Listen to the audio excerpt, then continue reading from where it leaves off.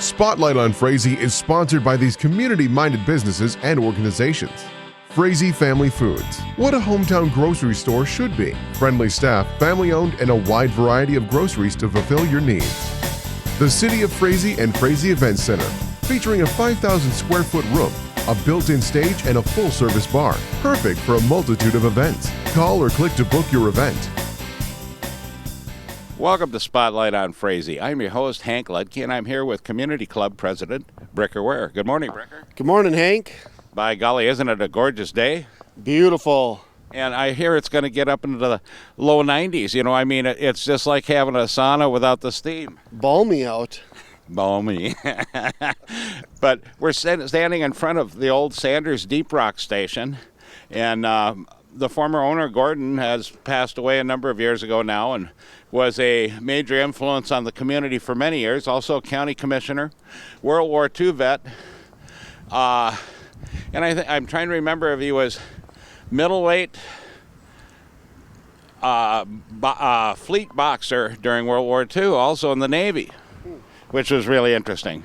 But I know Bricker has some information here on the Sanders and in his grandmother's Frazee Centennial book from 1991. And so, and your grandmother's first name again? Melvina Trigloff. Yes. Mel. And yeah, great person, great history, and you've been doing some more of it. So we're going to let you talk a little bit about the Sanders family. Well, we go into the Red Bible, and I don't know if they're ever going to put any more of these in production, but if they would, it's a great, if you want history, there's a ton in here. I remember being in high school, and when they're coming out, and I think they charged like 20 or 25 bucks for it, and I really wanted one. And I was like, I'm going to have to save up and pop bottles, recycling cans, and that year for Christmas, my grandma gave me a signed copy. One of my favorite gifts ever, but that's a different story. Yeah. So anyhow, Sanders, a little bit of the history of Sanders Deep Rock. Thank you. You bet. So Gordon was raised on a farm and completed 8th grade in a Frazee school. He made a decision to discontinue school and needed to get a job. He bought 3 trucks from older trucks from Tony Smith and Perm, and started to haul sawdust to sawmills and to the railroad, which then they dumped into boxcars and used where they mixed with some kind of a chemical and sold around the country to kill grasshoppers. He also sold cream and hauled it to Wolf Lake. During his hauling, he decided to cut expenses and maybe buy his own gas. So he found an old gas storage tank in Vergas, dug it up, brought it here and buried it somewhere right here where we're standing. Mm-hmm. And then he built an 8x12 building with his brother Leslie. The building had a dirt floor and 1 pump. Leslie Sanders and W.E. Frost Jr. and Gordon thus started Sanders Deep Rock Service in June of 1939. I believe they bought initial expense of $85.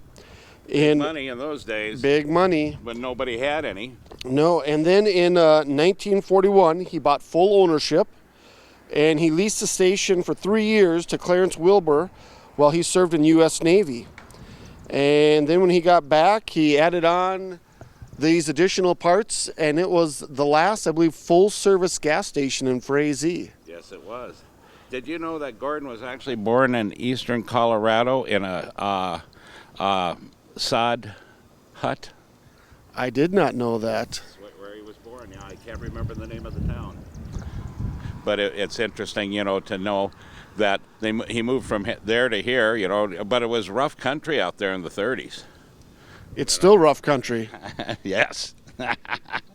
But, you know, it was quite a life here for Gordon over the years. He was, like I said, he was a major influence to the community. For me, myself, after I got hurt, you know, he says, well, Hank, he says, you know, you're going to be involved in community service. You should be with the Becker County Taxpayers Association and see what's happening with property taxes. That was where we started. And we ended up as mayor. Well, many good years you did that.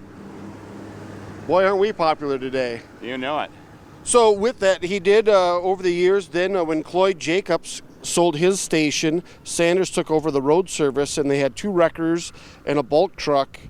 And that kind of was, Gordon was working here until literally until the very end. I mean, it would be out filling up gas and always had a smile, a small chuckle. Just, I mean, if you think of him, Vernon Daggett, probably Kenny Ketter. Yeah, and Kenny's still around. Yep. I mean, 3 real, very active.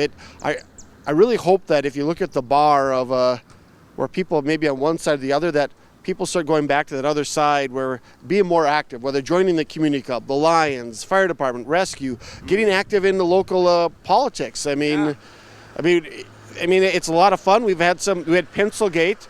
I can't give a lot of details because there's still legality out there, but Pencilgate was a big thing here in Frazee. Yes, it was. But 21 years ago. But just getting active and giving back, it feels good, doesn't it, Hank? It sure does, And then the other thing, you look at these people, that have continually through their lifetime promoted the community in the area. They brought it along, and their kids are doing the same thing. But it's time to get the new generation to understand all the stuff that happened. I mean, these people had no money. It was not easy. Times were tough. You're lucky you could get anything done. Sometimes giving, if it's not, it can be at your church helping, serve food at funerals. I mean, there's so many ways that you can give back, and maybe you say, I can only give back 1 hour a week, 1 hour a month. I'm sure there's a group that'll take you. You know it, Ricker. And it's really great to have you on the program here, and especially with your grandmother's Bible. Yes. Because it sure comes in handy to see what the families were doing and had done for 100 years.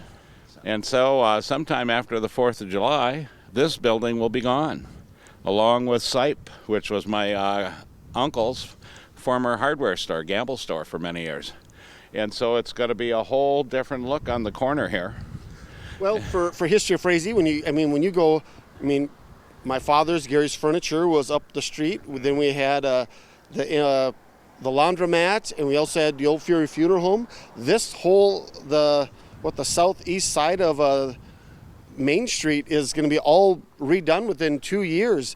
Now, if you look at the old history pictures, you can see when there was a bunch of other buildings here before these came in here. But it's a blessing because, new buildings mean progress, but also it's sad in a way because of our history. But this building, there's a lot of gas pumped through here. Gordon Sanders, his son Roger, just some really good people that love to get back to Frazee, and a huge part of our history for the last 7,500 years.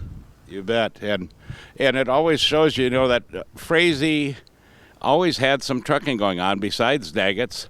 There was Jacobs had their cattle business, Hank Tate, Gus Reby, Sanders.